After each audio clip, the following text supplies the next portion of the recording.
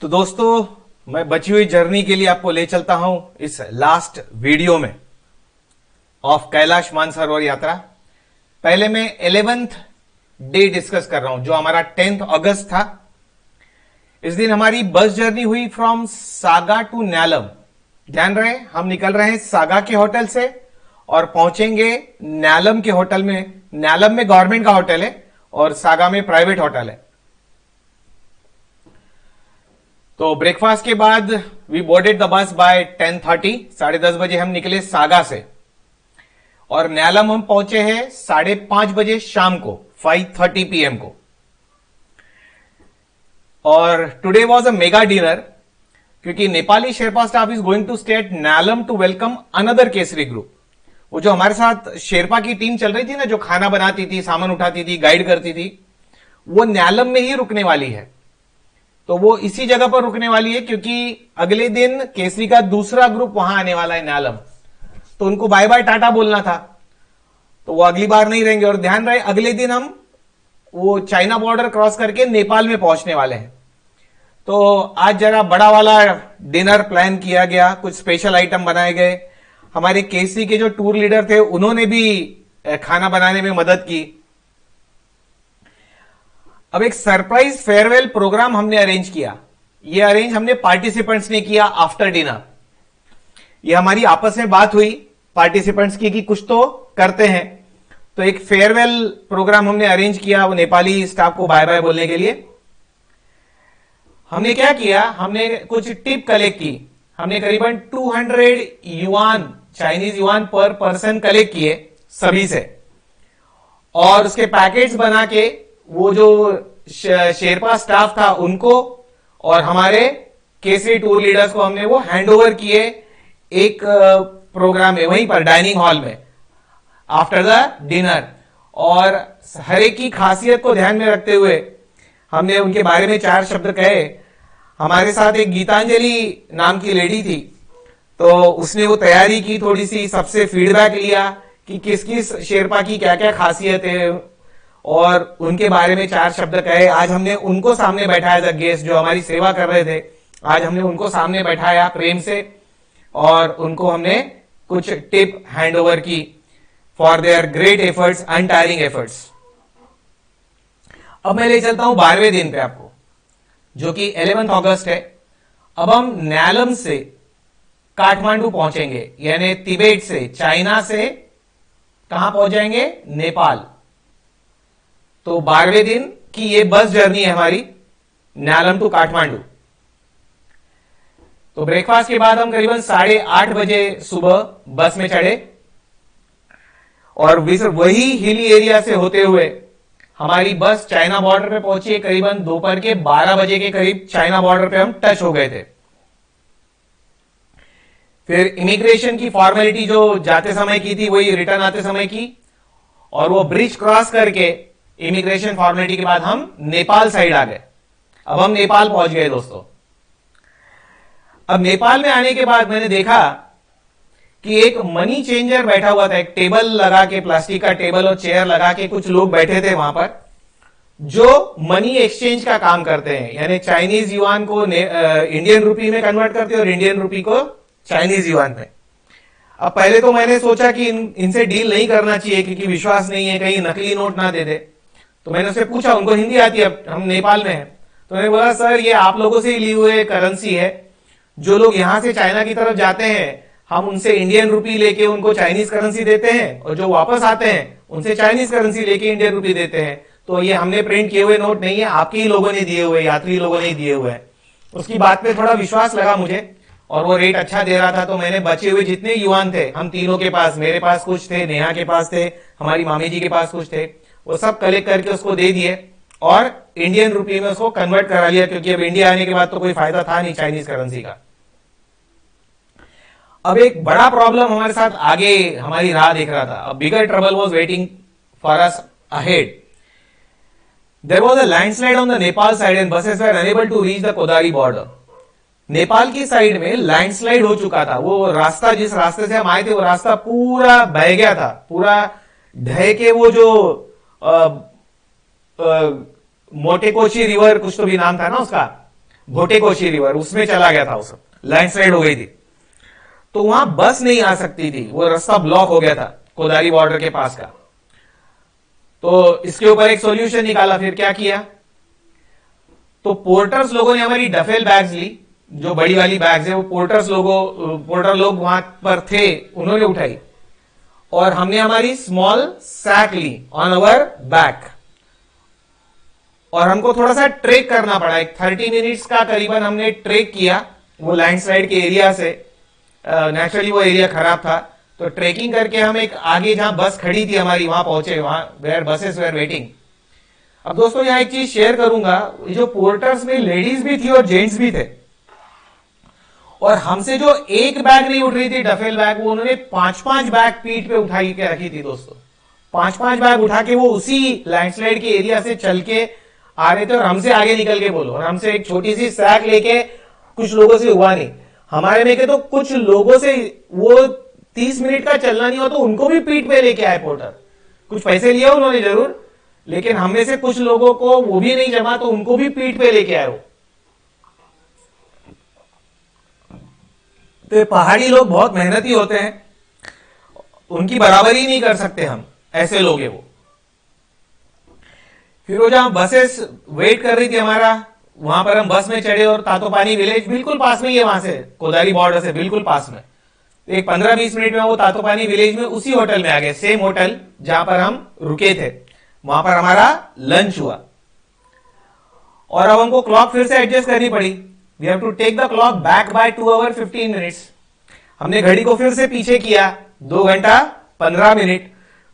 और ध्यान रहे दोस्तों, अब नेपाल का लोकल टाइम हो रहा था 12:15 जब हम बस में फिर से चढ़े काठमांडू की जर्नी के लिए। तो तब लोकल टाइम के हिसाब से 12:15 हो रहे थे, क्योंकि 2 घंटा 15 मिनट एक्स्ट्रा मिल गया हमको, हमारी घड़ी पीछे आ गई नेपाल आते से। अब वो हम जर्नी कर रहे हैं तातोपानी से काठमांडू की तरफ।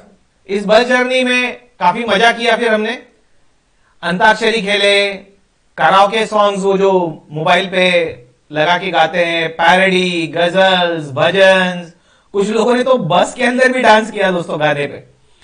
तो ऐसी मजा करते हुए हम काठमांडू की तरफ आए, और ये अच्छा हुआ क्योंकि काठमांडू तरफ का रास्ता यानी नेपाल तरफ का रास्ता बहुत ही खराब था। तो यदि हम ये मजा नहीं करते तो शायद पूरा ध्यान उधर ही रहता, सब हड्डियां पसलियां एक हो जाती, तो उसमें ध्यान नहीं आया।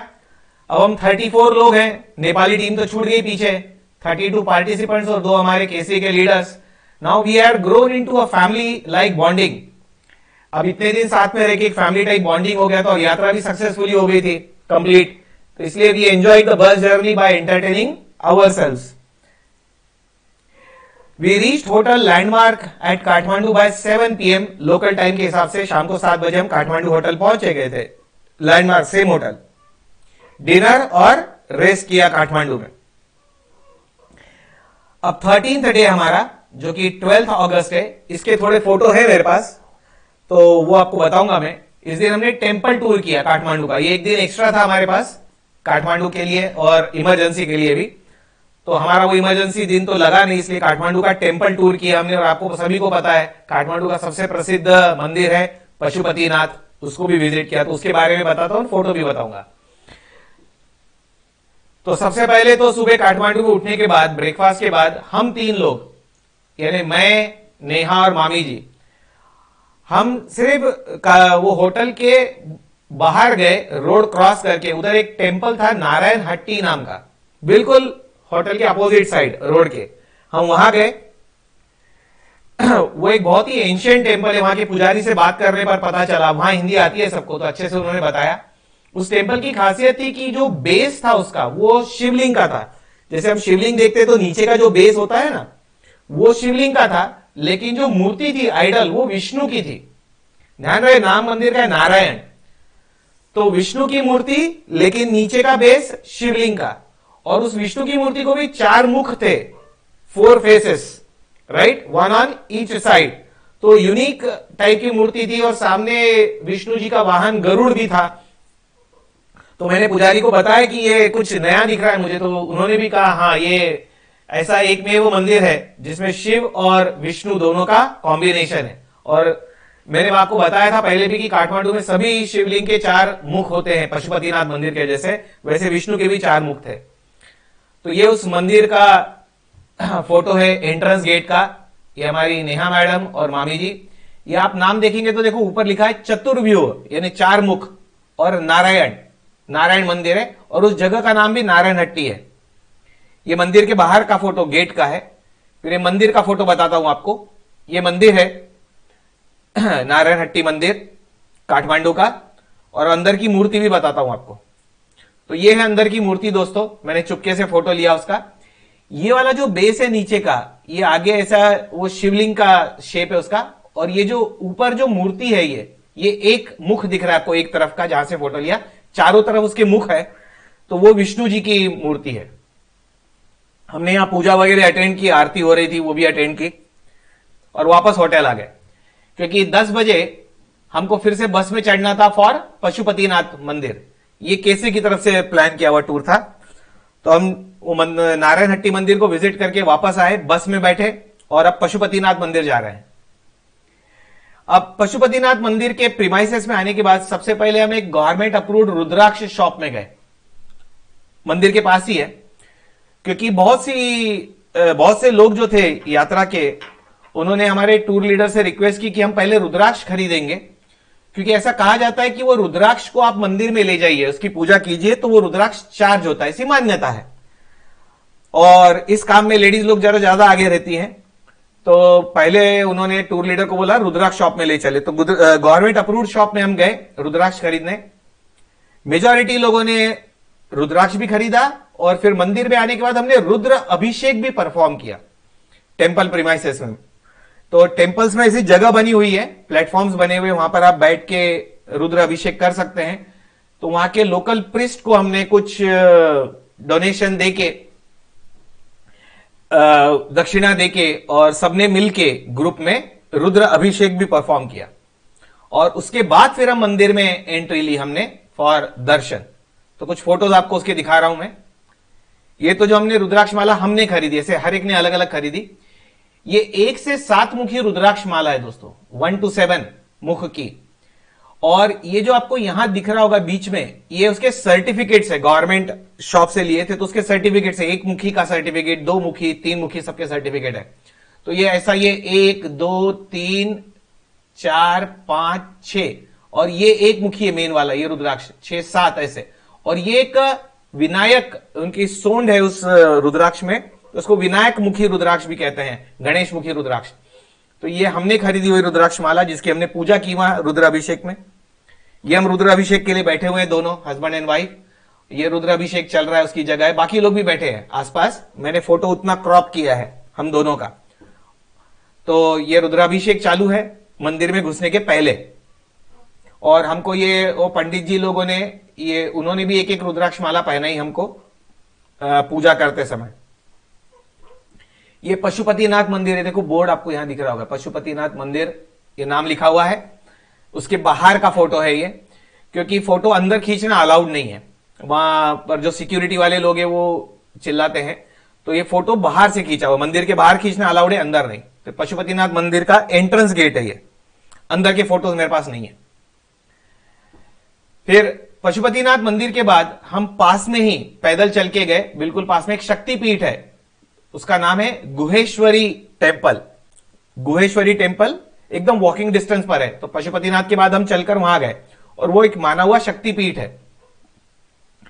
अब ये शक्तिपीठ कौन सी चीज कहलाती है? One of the limbs of माता सती हैड फॉलन देयर।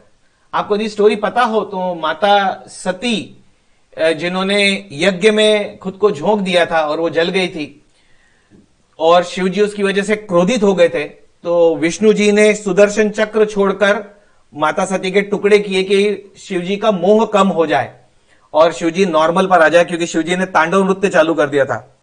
तो माता सती के बहुत सारे टुकड़े हुए और वो धरती पर अलग अलग जगह पर गिरे हैं। तो जिस जिस जगह पर गिरे हैं उस प्लेस को हम शक्तिपीठ कहते हैं। तो उनका माता सती का एक अंग यहां गिरा था पशुपतिनाथ टेम्पल के बिल्कुल पास में, इसीलिए उसको शक्तिपीठ कहा जाता है दोस्तों। ये वो शक्तिपीठ का एंट्रेंस है। जिस गेट से हम एंटर हुए, यहां थोड़ा सा हिंदी टाइप है लिखा हुआ, आप पढ़ सकते हैं, गुहेश्वरी टेम्पल है। यहां से हम अंदर गए। फिर ये अंदर के मंदिर का है, एकदम अंदर फोटो नहीं खींचने दे रहे थे, तो ये थोड़ा सा दूर से खींचा हुआ फोटो है। आप ध्यान देना, इस मंदिर के ऊपर छत नहीं है, वो खुला है, खुले आसमान के नीचे है वो। तो एक स्टील का स्ट्रक्चर सिर्फ बना दिया है, तो उसकी भी एक अलग कहानी है। तो इसके अंदर वो मंदिर के अंदर दर्शन किए हमने। अब गुहेश्वरी टेम्पल कवर करने के बाद हम पहले होटल वापस आए फॉर लंच, काठमांडू होटल में। और लंच के बाद हम गए बूढ़ा नीलकंठ टेम्पल बस से, जो हमारे पास 2 बसेस थी उससे। ये बूढ़ा नीलकंठ टेम्पल के बाहर का फोटो है। और ये जो आपको दीवार दिख रही है, ये वाली, ये दीवार के नीचे एक्चुअली एक पॉन्ड यानी तालाब जैसा छोटा सा बना हुआ है, जिसमें पानी है और उसके अंदर मूर्ति है, वो भी दिखाता हूं आपको। तो ये उस तालाब की बाउंड्री वॉल है, उसके बाहर का से फोटो लिया हुआ है। और ये दोस्तों मूर्ति है, सोए हुए विष्णु भगवान है। ये मंदिर का नाम है बूढ़ा नीलकंठ। ये विष्णु जी की मूर्ति है, ये सोए हुए विष्णु जी, और ये शेषनाग है। तो ये शेषनाग पर सोए हुए हैं और आजू बाजू में ये पानी है। मैंने पहले जो फोटो बताया था वो इसके बाहर की दीवार का था। ये पानी के अंदर शेषनाग पर सोए हुए विष्णु जी की मूर्ति है। अब हमको वहां जो स्टोरी सुनाई गई वो आपको बता देता हूं, काफी इंटरेस्टिंग है। पहले मुझे लगा कि ये भगवान का नाम बूढ़ा नीलकंठ होगा, लेकिन विष्णु की मूर्ति और नाम नीलकंठ कैसे? तो क्वेश्चन पूछने पर पता चला कि बूढ़ा नीलकंठ इस विष्णु जी की मूर्ति का नाम नहीं है। बूढ़ा नीलकंठ इस नाम का एक किसान था, और वो किसान हल जोत रहा था खेत में। तो उसके हल को कुछ पत्थर लगा बड़ा सा, तो वहां खोदा गया, वो खेत में खोदा गया, तो ये मूर्ति निकली। तो जिस किसान को ये मूर्ति मिली उसके नाम से ये मंदिर का नाम रख दिया गया। तो बूढ़ा नीलकंठ ये मूर्ति का नहीं, किसान का नाम है जिसको ये मूर्ति मिली।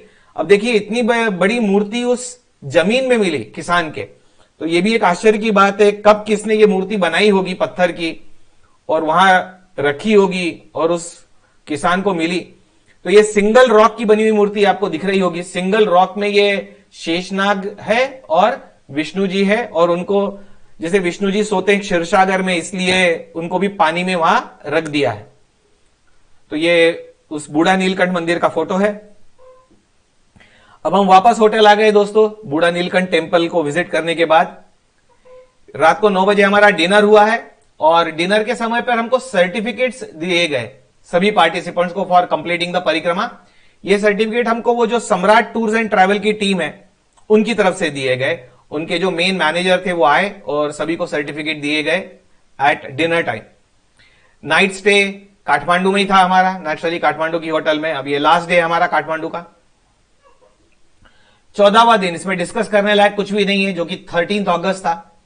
इस दिन हमारी फ्लाइट काठमांडू से निकली, मुंबई पहुंची, और मैं पूना का रहने वाला हूं, तो मैंने टैक्सी बुक करके रखी थी। वो टैक्सी से मैं मुंबई से आ गया पुणे। तो इसमें कुछ आपके साथ शेयर करने लायक और कुछ भी नहीं है। तो 14वां दिन इसी में चला गया, काठमांडू से मुंबई और मुंबई से पूना आने में। पूना घर पहुंचने तक तो रात के 12 बज चुके थे, या दूसरा दिन निकल गया था कहिए। पूना के घर में एंट्री लेने तक ये 13 अगस्त चेंज होके हो गया था 14 अगस्त। और यहां दोस्तों हमारी यात्रा खत्म होती है। 14 दिन की यात्रा खत्म हुई पूना पहुंचने के बाद। अब कुछ लोग पूछते हैं खर्चा कितना लगा, जनरली ये क्वेश्चन आता है, तो वो क्वेश्चन आप फिर से ना पूछो, इसलिए मैं आपको डिटेल्स बता देता हूं। ये खर्चा मैं एक व्यक्ति का बता रहा हूं आपको, पर पर्सन खर्चा है ये। इस खर्चे की डिटेल्स दे रहा हूं आपको। करीबन 2,75,000 INR यानी इंडियन रूपी। INR का मतलब हुआ इंडियन रूपी। 2,75,000 हमने केसरी टूर्स वालों को दिए थे, क्योंकि उनकी टूर की कॉस्ट प्लस उसमें GST लगा, प्लस एक TCS बोलते हैं, टैक्स कलेक्शन एट सोर्स, वो सब ऐड करके कॉस्ट करीबन इतनी चली गई 2,75,000। फिर हमको 7,000 रुपीज तो टैक्सी के लग गए पुणे टू मुंबई, और फिर मुंबई टू पुणे वापस आने के। ये हम मुंबई के रहने वाले नहीं है, इसलिए एक्स्ट्रा खर्चा लगा। फिर एक 500 CNY यानी चाइनीज युआन हमने अष्टपाद दर्शन के दिए थे हर व्यक्ति के, पर पर्सन। उसको आप इंडियन रुपए में कन्वर्ट करेंगे, 12.5 से मल्टीप्लाई करेंगे तो करीबन 6,250 रुपीज वो होते हैं पर पर्सन अष्टपाद दर्शन के। फिर नेहा के लिए हमने एक पोर्टर लिया था, पोर्टर के चार्जेस थे चाइनीज युआन में 1,500। हाँ, जिन्होंने घोड़ा लिया था उनके करीबन 4,300 से लेके 4,500 युआन चाइनीज युआन तक लगे फॉर हॉर्स। ये खर्चा हॉर्स वालों के लिए लगा। हमने सिर्फ एक पोर्टर लिया था नेहा के लिए, उसको इंडियन रुपए में कन्वर्ट किया है मैंने 18,750। फिर हमने वो जो Chinese yuan 200 rupees per person collect किए थे टिप देने के लिए शेरपा टीम को और टूर्स लीडर्स को, तो उसको कन्वर्ट किया तो वो 2,500 होता है। ऐसी टोटल करीबन रुपीज में जाती है, इंडियन रुपी में ये टोटल जाती है 3,09,500। मुझे लगता है तो मिनिमम खर्चा है, मिनिमम। जो घोड़ा लेगा उसके लिए खर्चा और ज्यादा लग जाएगा, जो इमरजेंसी व्हीकल सर्विस यूज करेगा उसको भी और खर्चा लग सकता है। तो करीबन ये समझ के चलिए आप 3 लाख के ऊपर कॉस्ट जाती है यात्रा की। और दोस्तों अब टाइम आ रहा है आपको सबको धन्यवाद देने का। So we thank you, both of us, we thank you for your patience and time spent in viewing this video come presentation. We hope that it will motivate and help you to plan your Kailash Mansarovar यात्रा in future. जो लोग ये यात्रा करना चाहते हैं उनके लिए बहुत बहुत शुभकामनाएं। शायद इस वीडियो से आपको मोटिवेशन मिले, और जो लोग ज्यादा एज के उम्र के हैं उन्होंने यहीं से यात्रा कवर कर ली होगी इसी वीडियो के through. So I am signing off with heartfelt thanks once again. दोस्तों फिर कभी किसी टूर का वीडियो लेकर आपसे मुलाकात होगी। अभी तक के लिए बहुत बहुत धन्यवाद।